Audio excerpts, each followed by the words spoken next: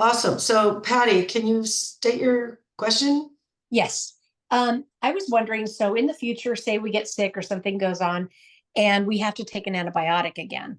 And I know that for at least personally for me, that was the reason I'm here, is from years of being on antibiotics. So I'm wondering if there's a protocol so that we could kind of skip to the front of the line, if that makes sense. Just kind of go back to where we were. Yeah, and that's a great question. That's why I said I need to hit record because I want everybody here to hear this answer. And that is, yeah, it's going to happen. It just happened to me recently. I'm like, not again. It has to be done, but like, I don't Right. want to undo the things.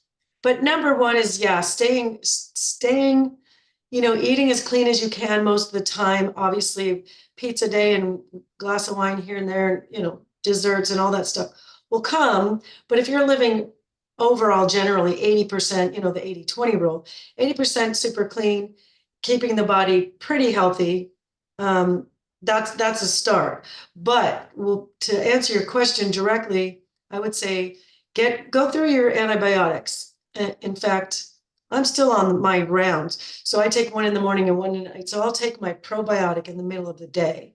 So the antibiotic doesn't kill the good stuff. I mean, it's going to kill the good stuff, but I might as well be, it kills all the stuff in the Right. gut. It doesn't know good from bad. So it's here, it all killing them, just kind of with a blindfold, just shooting basically without aiming at the bad guys and leaving the good guys. It doesn't do that. So for me, in this case, I take my antibiotic morning and night. So I'll take the probiotic in the middle of the day. Now, once I'm done with the whole round of probiotics, I will double, depending on how many colony forming units it has in it. Right now, I'm taking a 50 billion one. So double is probably enough. But once I'm done with the antibiotics completely, then I will double my probiotics for probably a week. Okay. Now, So is Dr. Infantino one or the probiotic? right now I'm not taking that one. I'm just taking another one. I just saw one on sale and it was like, oh, that looks good. And I hope he doesn't get mad at me for saying this, but I think every 6 months you should change your probiotic because if you look at them and they're all 18 to 25 letters long, sort of, lactobacillus, blah blah blah blah blah blah blah. They got these 14, you know, letters in their names. So I don't have Right. any of them necessarily memorized. But if you switch from this one to that one, it has this strain and that strain and this strain and that strain. And our Dr. Infantino one has that strain and that strain and that strain. So if you I keep switching up your probiotics, you're going to have either different strains come in of the good stuff, or you'll have more or less, of certain other strains. So that way you're kind of rotating in and out. You're getting more of the good strain on this one, but more of a good strain on that one. You're really kind of covering all the bases. okay, so we're supposed to be probiotic like every day forever, right? Uh, with just the way life is, I do. But I'm also I tend to get the UTI, so I have to take the antibiotics. So I'm Yeah. kind of stuck in that. I don't Oh, think I will be able to get off the probiotics. It's just the yeah. way my life is, I That's don't know. good. Okay, I appreciate it. Thank you so much. Yeah, no problem. That's what this is for. I really do appreciate the questions. And that is such a common question, and it's such a common thing that happens to, especially as women, or at least UTI, I think for me. But a lot of times we get teeth work, and they give us the antibiotics in case you get infected. And some people won't take them, then they get the infection, and Right. it just, it's a tough road to navigate. You just got to kind of go with your gut, how much you trust the doctor. No pun intended. Uh-huh. No, right. That's funny. Yeah, just Okay, there you go. great. Well, the gut is the other brain. That's what they say. The gut is the second brain. Yeah. So when that's messed up, our thinking gets messed up, our disposition get messed up, anxiety can spike, depression can spike. It's all related. Oh, I know that now. Yeah, yeah.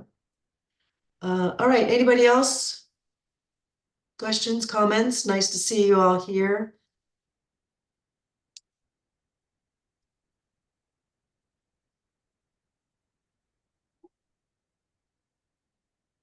Okay, so being Halloween week, I'm gonna guess and say there's a lot of people that are either here live today or watching this as a replay that probably might already have that bowl of candy sitting by their front door waiting for those little trick-or-treaters.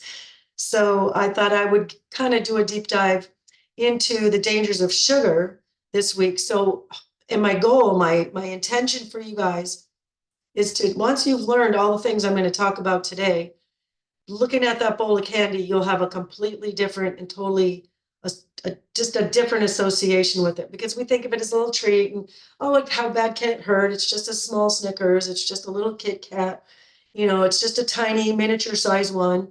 But before you know it, then you go to the dentist office or the whatever, your office at work or somewhere, and there's the bank, and they all have these little candies, and they find their ways in, and it starts to add up. So hopefully after today, you're when you glance at that bowl of candies, it's going to be a big giant no thank you.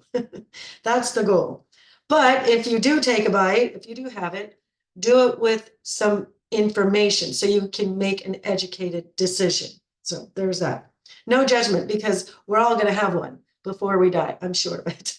It's just how often and how much, and where it's at, where all the sugar's hiding, because that's another thing I'll uncover today as well, because a lot of it is hidden. All right, so today I'm going to go over, we have some funnies, some shout outs, and some welcomes. I got some fun facts. Boy, when I put this together, I had no idea some of the stuff I'm going to share on that. Death by sugar, that's where I'm going to hopefully change your mind as to ever wanting to put sugar in your mouth again. I'll talk about the glycemic index. It's just an important piece of this puzzle. Glycemic index, that's how I lost my weight, but it's a huge tool that you can use to make some really good decisions. Talking about good carbs, bad carbs. Carbs are the ones that have the sugars in it. Fats don't really have sugars unless there's added sugars, or proteins. They're all carbs. So we'll talk about which ones are good and which are bad.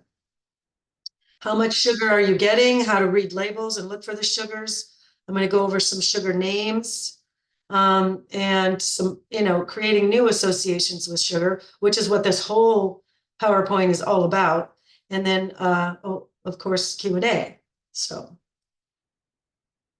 as for our funnies, yeah, if you could just stop adding so much sugar to everything, yeah, that'd be great. That guy's funny. And sugar cravings, do not do it. Do not do it. All right, so shout outs. We got Sally. She is down 10 pounds, doing great. Kelly down 11. Now, I know a lot of you guys aren't here for weight loss. It just happened to be what came up in these first few. Kristen down 10 pounds in just 12 days. That's a little remarkable. It's not average. So congratulations to you, Kristen. Teresa's down 20 pounds and in clothes she hasn't worn in years, which tells me her body composition is changing, and it's changing in the right way. So make sure your guys, obviously we're going to talk about avoiding sugar, but make sure you're getting your enough protein. So you're not losing your muscle, you're losing your fat. And Teresa's doing just that. So good on Teresa. Jennifer, hopefully you're on today or you're listening. I just spoke to you a little bit ago. She's down almost 15 pounds. Her cholesterol is down 20 points. Her blood pressure is down, and she's only at the halfway mark. She's only at about 6-week mark. And so her doctor has already told her it's very likely she's going to be taken off of her cholesterol and blood pressure medications, because everything is going in the right direction. So great for Jennifer. That's awesome. Kirsten, sleep has improved, fewer awakenings. Her energy is better than it's been, and her brain fog is reduced. And she is completely thrilled about that. So congratulations to you, Kirsten. Sarah, for the first time in years, hasn't needed a nap. Like that's, if you have to nap every day and then all of a sudden have that extra hour or two or three, what a gift. What a gift that is. Oh, I love that. She's also down 12 pounds. Also, I'd like to shoot out some welcomes. We've got welcome to Echo, Barbara, Judy, Laura, Deanna, Linda, Sarah, Jean, or Jean, probably Jean, Holly, Kara, Mary, Yesenia, Sherry, Rhonda, Teresa, and Cindy. So welcome to everybody. Okay. Where's my photos? Okay. All right. So fun facts. Some interesting facts, I thought. 75% of Americans are addicted to sugar, which doesn't surprise me. It just, I mean, it's in everything. And the more we eat, the more we consume. And I'll be going into that in a little bit. But it's in so much of our food because we are consuming it. Your body keeps wanting more and more of it. So no surprise there. The average adult consumes 17 teaspoons per day. Per day, that's so much. And they say that adds up to about I think 60 pounds of sugar a year, which is 2 to 3 times more the recommended amount. And even the recommended amount is too much. I wouldn't try to add any if possible. Okay, people who got 17 to 21% of their calories from sugar had a 38% higher risk of dying of cardiovascular disease. McDonald's serves 69 million customers daily. What does that have to do with sugar? Well, I found some stats here. The quarter pounder contains about 40% of the recommended daily maximum sugar intake. 40% of the daily max. The Big Mac contains 9 grams of sugar. That is over 2 teaspoons of sugar. And you haven't had a Coke yet. Oops, go away, come back. Buttermilk crispy chicken sandwich contains 11 grams of sugar. That's almost 3 teaspoons. Sausage McGriddle contains 15 grams of sugar. And then, of course, you're going to get a medium Coke with all of that. And there's another 10.5 grams of sugar. So I'm not picking on McDonald's. McDonald's is what everybody's heard of it. We know of it. It's probably the most common. You know, I think I read there was 41,000 McDonald's worldwide. It's a lot of stores, and 69,000, or what did I say? 69 million people is a lot of people. That's daily. So that means they're consuming all these sugars. If it's in the burgers and it's in the nuggets, we know it's in the Coke. Anyway, so, I missed one. 66% of packaged food has added sugar. 2/3 of our food has added sugar. That is a lot of added sugar. And then we wonder why we're so sick.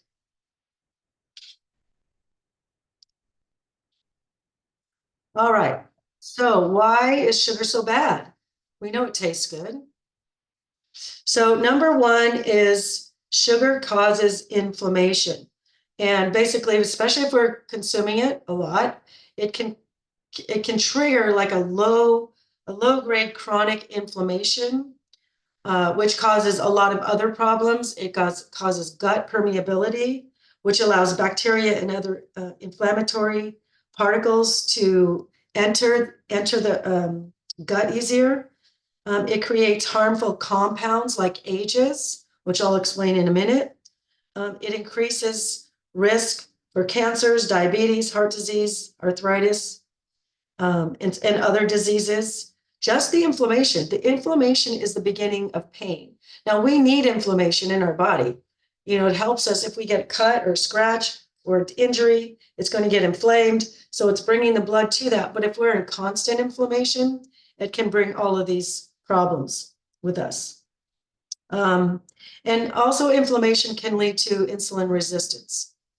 And I'm going to go into that as well too. So there's diabetes. There's when you've gone past insulin resistance, now you're just having all kinds of trouble with insulin. Here's my little analogy or my little story that might describe diabetes. So imagine there's this big party. It's the biggest party of the year. All of your favorite athletes will be there, and your celebrities and your politicians and your athletes and all the famous celebrities are all going to be at this party. So everybody wants to go to the party, right? But as you can imagine, if all these celebrities are going, it's very limited. Only a certain amount of people got an invitation. And the only people that can come that didn't get an invitation is anybody with an invitation with a +1. So go ahead and bring a date. So there's all these millions of people that are trying to get in to this party because all their favorite celebrities are going to be there. And they need someone with the invitation to get in. So what diabetes is when the sugar goes into the body and it wants to get into the cell. That's its job, is to get into the cell. But it cannot get into the cell without the invitation or the escort or the person with that +1 invitation. And so if that sugar molecule finds the insulin molecule, they can together, arm in arm, go into that party and start shaking hands with all those famous celebrities and having their little party. However, if there's not enough insulin to go around, a lot of these sugar molecules will not be allowed into that party and will not be allowed into that cell. And so these little glucose cells or molecules turn basically into the paparazzi. And if there's celebrities around, there's paparazzi around, what does the paparazzi do? The paparazzi causes problems. They cause traffic jams. They block entrances to stores and events and things. They're rude. They're rude to their celebrities they're trying to capture. They're just a complete nuisance. And so this is what happens when we have way too many sugars and not enough insulin to get all these sugars into the cells. So what happens when the sugars don't go into cells and they turn into the very harmful paparazzi? Well, it can go into the heart and cause heart disease and cardiovascular disease and heart attack and heart problems. It can go into the kidneys and cause kidney disease and kidney problems. It can get into the eyes because of the circulation in the eyes and can cause blindness. And it can also, because it causes circulation problems, a lot of people, diabetics, end up having limb amputation. Usually it's the lower half of the body, but their lower leg or their foot will be amputated. And I had a friend, she was a type 1, but she lost both her legs eventually. Diabetes is a horrible, horrible disease. And diabetes type 2 is caused by consuming too much sugar. So as you can imagine, diabetes is a horrible disease. So when you're going to reach for that little chocolate, Halloween candy, remember that you're setting yourself up for something like this if you continue to do it. And so, we're all going to have a piece of, Halloween candy once in a blue moon, but keep it out of the house or keep it out of reach, keep it out of convenient until the Halloween trick-or-treaters actually get there.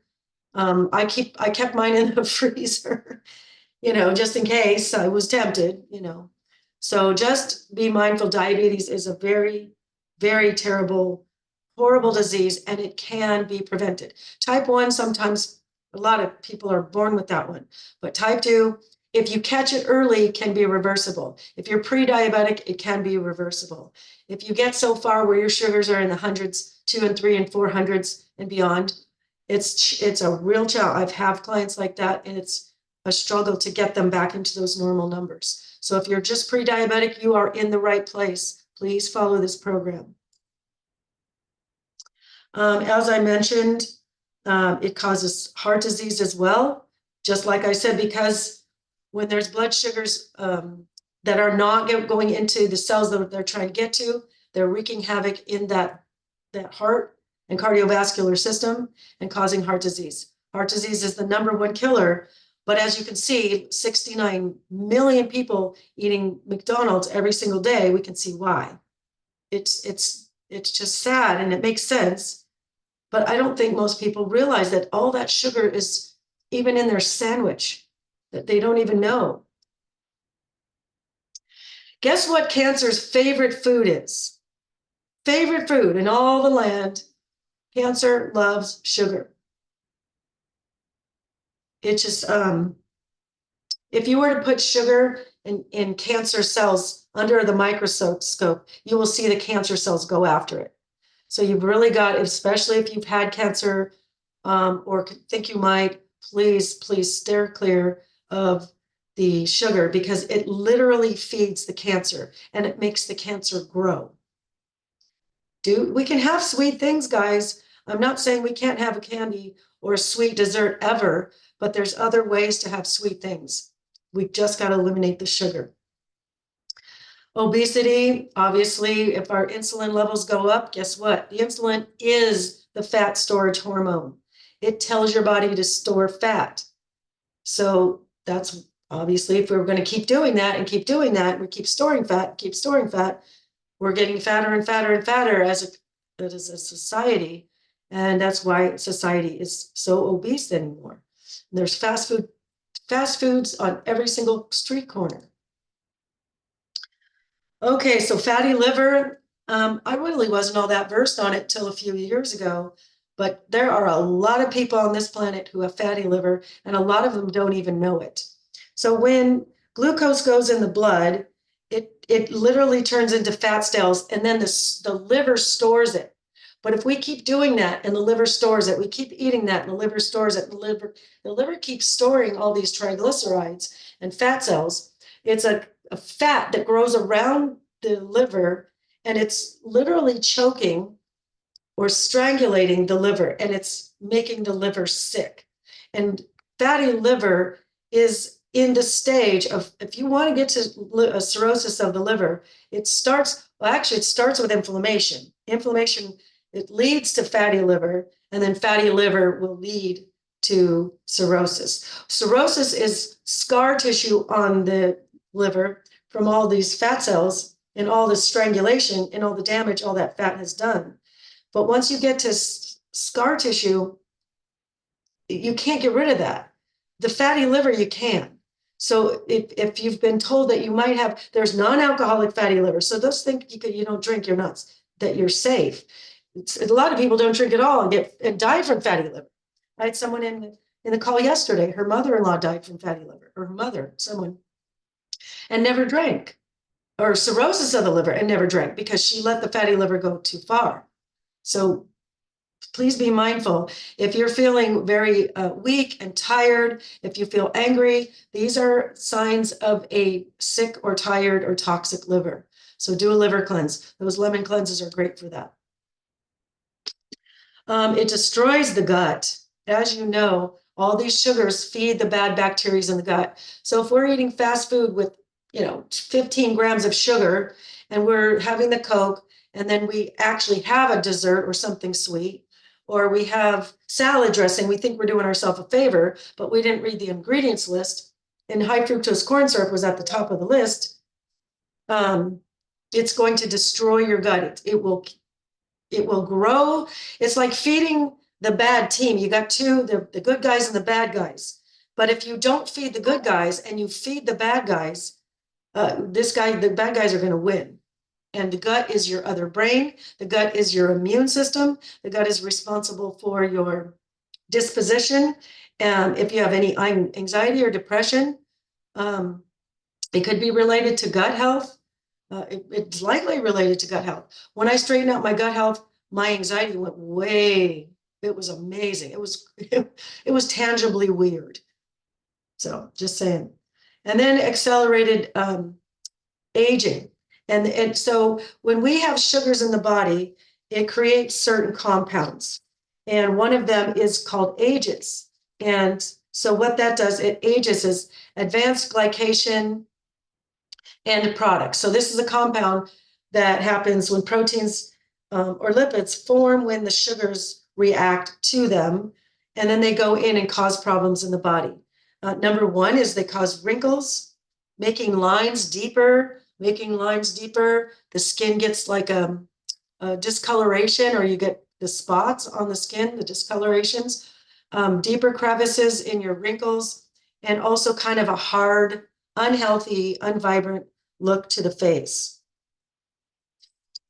Ages also create, or they're associated with the development and progression of diseases, including diabetes, atherosclerosis, which is hardening of the arteries, which is super dangerous, really dangerous.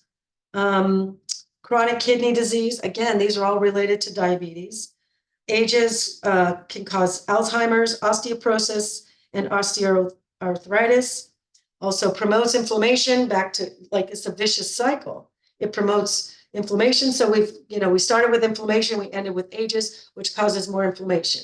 And we keep going around in circles. And we're getting older and fatter than people our age were 50 years ago. It's just wild. So hopefully those little candies won't be looking quite as yummy. Come on.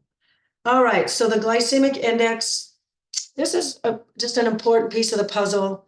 You guys have heard me talk about it. So imagine, right about here is your fat burning zone, okay? So if you're down here and your blood sugars are low, you haven't eaten for many, many hours, you're way down here in the hungry, tired, I feel like eating, I feel like crying, I feel kind of cranky, hangry, all those things.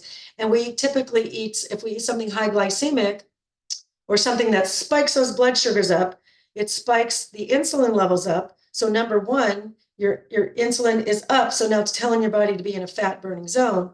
And then when they go up quickly like that, they plummet quickly. And then you're going up and down and up and down and up and down. And you know what? We get that slump in the afternoon. That's what's happening. So what happens is the up and down keeps skipping the fat burning zone. We're skipped it. We never stopped here for a second. We either passing it on the way up or we're passing it on the way down. So the trick is to get your body in the fat burning zone and eating lower glycemic foods or lower glycemic carbohydrates, so that your blood sugar spikes lower and get into that middle zone. We get a little hungry and we eat a little something, but we stay in that fat burning zone. So if you're not sure, like when people say, oh, Tami, I really want to get my fruit back. What do you think? And I'll say, yeah, let's have some lower sugar fruits. And so someone will come up with a random fruit. Well, okay, I don't know, mango. So what I would say, if I don't know it in my head for sure, I know berries are low. I know grapefruit's low. I know apples and oranges and pears and cherries and apricots are low. I know bananas are starchy and carby and high. I know melon is high, but there's a lot of ones like, I don't know. I'm not going to have all of them memorized and neither will you. So how do you know which is your better choice? So as far as fruit goes, what is the glycemic index of mango? Or what is the glycemic index of papaya? If Google, I'm just asking Google, if Google comes back and it says below 55, then great. That's going to be, you will still want to keep your carbs in half a cup. Just don't exceed a half a cup. But if it comes in at a 30 or a 40 or a 50, okay, that's going to be a good. And the same goes with any of your rices or pastas. Well, pasta is another story because that's got a high glycemic load. So I'm not going to encourage most pastas. But, your tortillas or your breads, white bread is in the 70s. It's in the 70s, and anything over 70 is too high. Run for the hills. So use this little formula. 55 and lower is good. 56 to 70, once in a while, but be mindful. But anything over 70, skip it. All right, so some of the ones that are going to be lower considered low glycemic. Your brown rice, your quinoa, your lentils, your split peas, your yams, beets, peas, winter squash like butternut squash, acorn squash, spaghetti squash, and also fruit is also a carbohydrate. So keep in mind, fruit is a carb. The carbs that are high is going to be your breads, your tortillas, your white, anything made with white flour. Just white flour and water mixed paste. Is that really what we want to put in the gut? I don't think so. Wheat flour is no better. Wheat flour is not better at all. It's even probably higher glycemic. I'll bet you if you Google that, it'll probably come out even higher. They're basically the same thing. White flour is wheat flour. It's just bleached. Sweets like cakes and dinner rolls, anything with added sugars, you're upping your glycemic index. Potatoes instantly turn to sugar in the body, corn, bananas, those kinds of things. So we want to stay away from those. So those are kind of your skinny on the good carbs, bad carbs. All right, so some of you have heard the label reading lesson, but I thought I'd just go over it real quick with you. Obviously, you always want to know serving size and servings per container, because a lot of times what looks like it should be one, like one Pop-Tart. See, like it even says one pastry, but it's been since I was a kid, since I've had these, or since I had kids, I guess. There's two in a package. So it would seem like a two would be the 230 calories or the 8 grams of fat, but that's not the case. Only one pastry is all the calories and all the sugars. So when you're looking at carbohydrates, you look at on this label here on the left in the green, you see 37 grams, which to me, anything over 20 is too high or high enough. 20 is like, that's it. But anyway, 37. However, if you want to find out your net carbs, you would minus out the 4 because fiber doesn't digest in the body. So this brings us to 33 net carbs, still too high. Now it has 12 grams of total sugars. All right. But how many of those are added sugars? The added sugars should come right below that. This says 10 grams of added sugars. 10 grams. So for every 4 grams of sugar, this 1 teaspoon of sugar equals 1 teaspoon of sugar. So you know you're getting in 10 grams, almost 3 teaspoons of sugar. So, oops, I wasn't done. So does that make sense? And I know you guys aren't eating Pop-Tarts, but just the looks of that ingredient list, there's like 100 ingredients. And are any of those things stuff that you carry in your kitchen? Because if you don't have these things in your kitchen, you probably shouldn't be eating it because they're just preservatives and chemicals and things. But this one, the first ingredient on the right of these Pop-Tarts, enriched wheat flour. It's just going to be a high glycemic out of the gate. Flour is high glycemic. All right, so what's in a name? I'm going to stop my share for just a minute. I'm going to do this really fast. So if you guys want, see, I think this is it. If you guys want me to send you this list, send me an email, say, Tami, I want the sugar list, and I'll respond with the attachment. If you text it to me, wrong answer. I don't have it in my phone, so I can't respond from my phone. But if you email me and say, I'd like the sugar list, I will happily send it to you. So when you're looking at your ingredients list, like one ingredient is like 100 ingredients, these are some of the words you're going to see. And so I put some of the glycemic index numbers, not all of them, but I put some of them near it. So if you look at blackstrap molasses, it's a 55, so that would be considered on the low side. So it's not your worst choice. Corn syrup solids down here, number 17. Can you guys see my screen, by the way? Yes. Okay, so you can see the names of the sugars. Yes. Perfect, thank you. Because I did this before and nobody knew what I was talking about. They couldn't see my screen. You know, brown rice sugar or organic brown rice syrup. That just sounds so healthy, doesn't it? But look at the numbers here. It's way over the 70, way over. This will send you right into fat storage. This will just sign me up for diabetes right here and right now. That's what number 6 here is. So be mindful. Corn syrup, corn syrup solids. That's number 17. That's the stuff you'll find in Cremora or Coffee Mate, the powdered creamers. It's crazy. It sounds simple and and a lot of times they put sugar free, but corn syrup solid is a sugar. I'm sorry, but it is. There's some more down here. So if you guys want this list, obviously high fructose corn syrup, you'll see a lot, probably the most common form of sugar because it's highly processed. It's highly cheap for them to use it. And get this, guys, they do it on purpose. It's highly addictive. Carbs are mentally addictive and physically addictive. So if you're drinking a Coke every day, it's made from high fructose corn syrup, and you come to me and I say, don't drink Cokes anymore, you're going to lose your mind a little bit because you're going to be addicted to it. It's just sad because they know you're going to come back for more. Rice syrup down here, number 52, comes in at a 98. Some lower GI sugars are maple syrup, coconut sugar, molasses, and date syrup. The sugars that are not sugars, which this is why we can have sweet stuff, guys. We can still have it. Monk fruit, stevia. Another name for stevia is Reb A or Reb B. Coconut sugar is still a sugar, as I said up here. It is a lower sugar.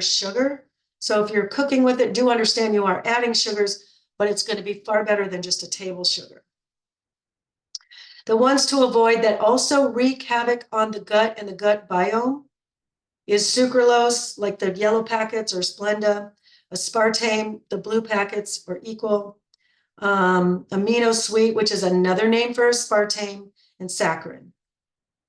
So again, if you want me to send you this list so that you know what you're looking at on the labels, let's go back here. Just shoot me an email, not a text. All right, so let's see. Next. What? Next. Okay. So how much are you getting? I know I'm preaching to the choir here. None of you guys are likely having any of these things, but just so you know, like a Starbucks Frappuccino is 31 grams of sugar, which equals almost 8 teaspoons. So Starbucks is very insidious. They have some stuff that has got so many calories and so many grams of sugar. Please just make your own stuff at home.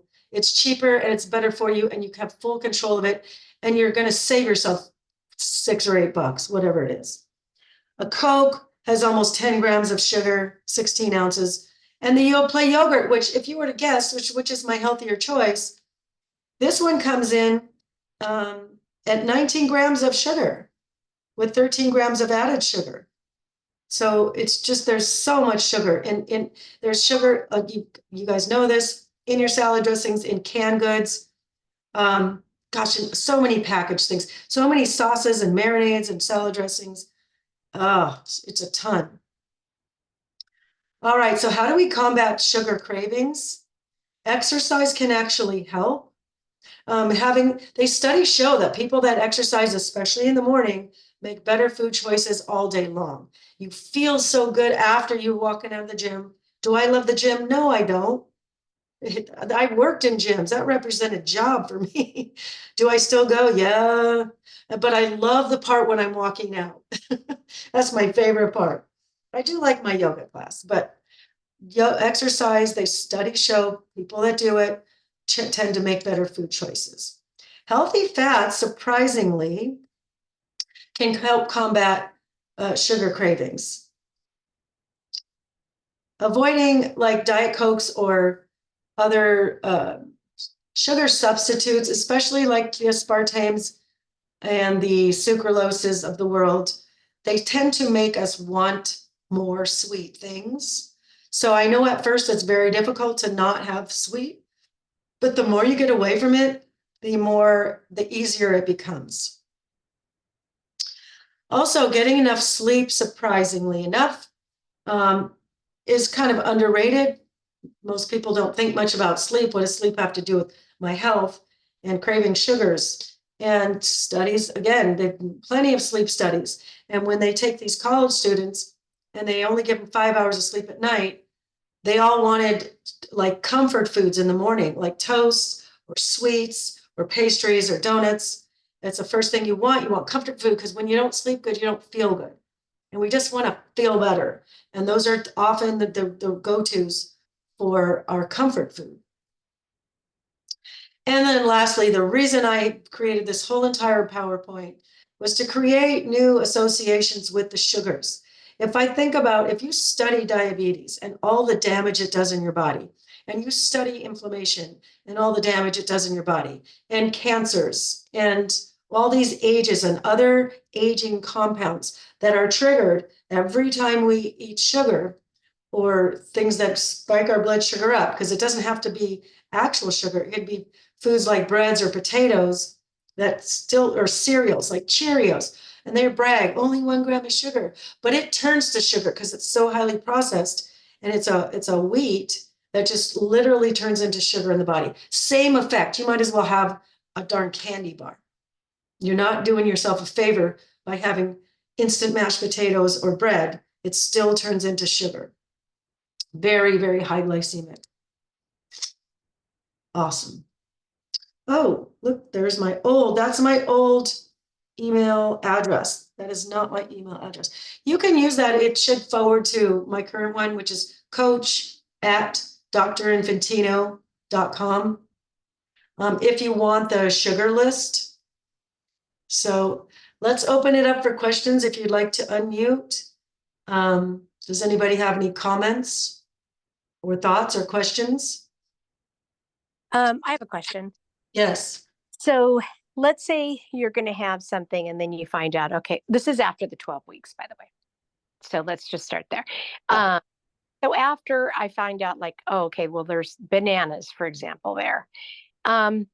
Is it true that if you add it with a protein and a fat and a fiber, that'll be lower glycemic? That's a beautiful question. I love that question. And the answer is yes. So the order in which you eat your food matters. So, for example, yams are kind of in the medium to low side of the glycemic index, but I have a yam at my dinner, but I will have my vegetables. You want to get good fiber in first. You want to get protein in first, and or your healthy fats in first. If you get one, two, or all three of those things first, and then you take in your carbohydrate, that glycemic spike goes way slower because you're coated with the fiber, you're coated with the fat, you're coated with the protein. If you take that same, like if you had a piece of bread, even white bread, and you just on an empty stomach and you ate it, it would spike, go right into fat storage mode, high glycemic. If you ate your entire dinner and you had a good piece of chicken or some good salmon with the healthy fats, and you had some broccoli and you had some brown rice, and or not the brown rice, and you had some butter on the brown rice. So you've started off with some healthy fats, some good fats, and some proteins and some fiber.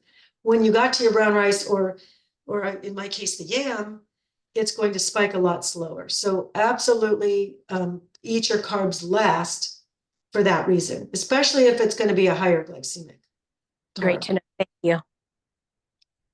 That was such a good question. I love questions. And if you guys Hi, think, Tami. well, that's a stupid question, I don't want to ask it. There is no stupid question, because if you're wondering it, it's not yet answered in your brain. And it might feel like it's pedestrian and simple and whatever, but we are where we are, and we don't know what we don't know. So please don't feel bad about asking anything. Hi, Tami. I do have one of those stupid questions. Is sweet potato considered a yam? That's a great question. And I had this conversation with Dr. Infantino the other night, and he seemed to think they were pretty much the same. I would say if you look on the glycemic index of both of those things, yams come in a little bit lower. So while I would say, yes, yams are good, again, stay in your half cup because it is a carb. But well, let's just do it live. That's a great question. It's not a stupid question. That's a really good question. So let's go. What is the glycemic index of a sweet potato? It's not helping. It says 44 to 94. Oh, I know why, because it depends on how you cook it.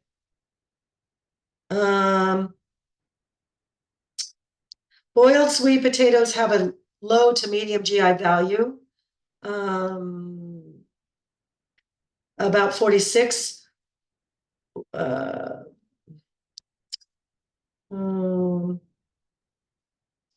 Let's see. But I think if you bake them, it becomes higher. What is the glycemic index of a baked yam?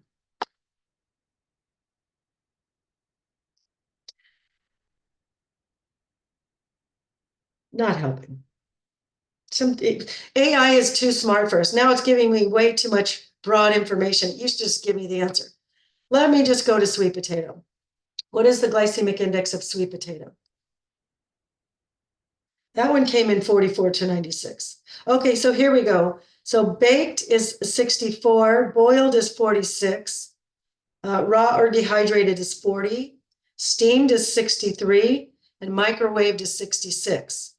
So boiled is good and raw or dehydrated is good. Yeah, boiled. I'm surprised to hear that about steamed. Yeah. I thought it would be lower. Yeah.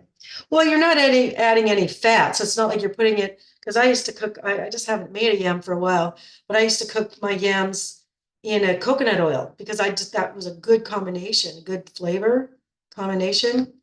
And then it makes them kind of crispy. So you get that. And then I would add cinnamon and some of the Lakanto, no sugar maple syrup.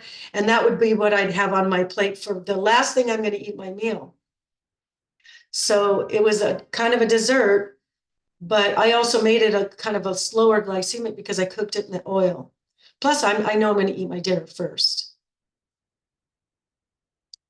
So good questions. Anybody else? Doesn't have to be about sugars.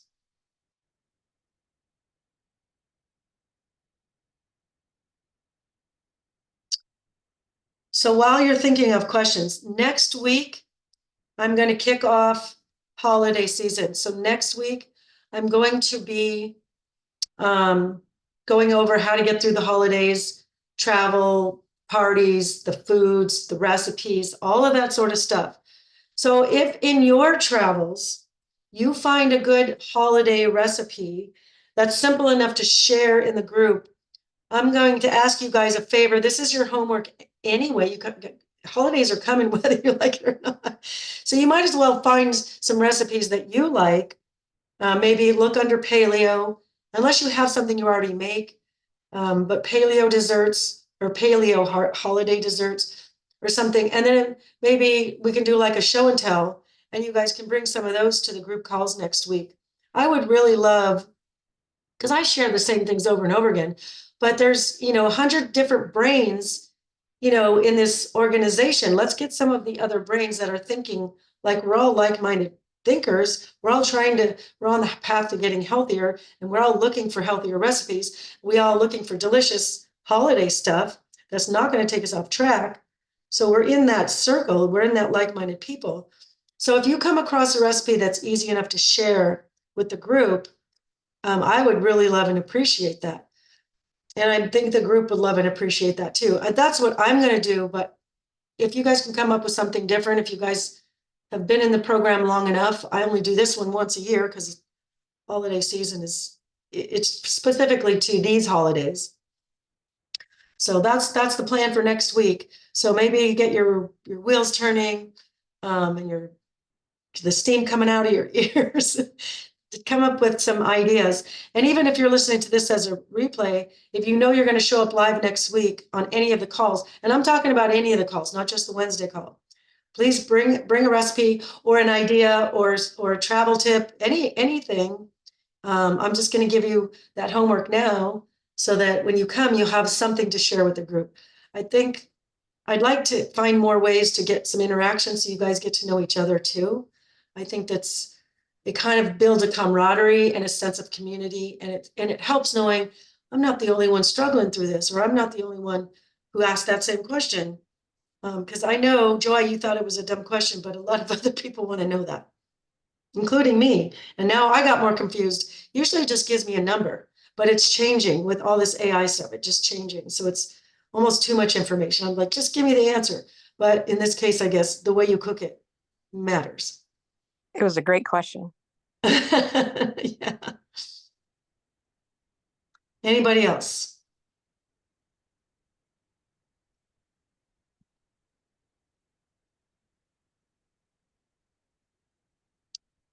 All right, well, going once, going twice. Well, I do want to thank you guys for being here. Hopefully you think a whole lot differently about your sweets and your Halloween candies that, may or may not be in your house. Not accusing anybody of anything. But I want you to look at it in such a different way, because it really does add up. And once you get into that habit of reading your labels and you realize how much sugar we're consuming, it's a big eye opener. It's a really big eye opener. So, all right, that's it for now from me.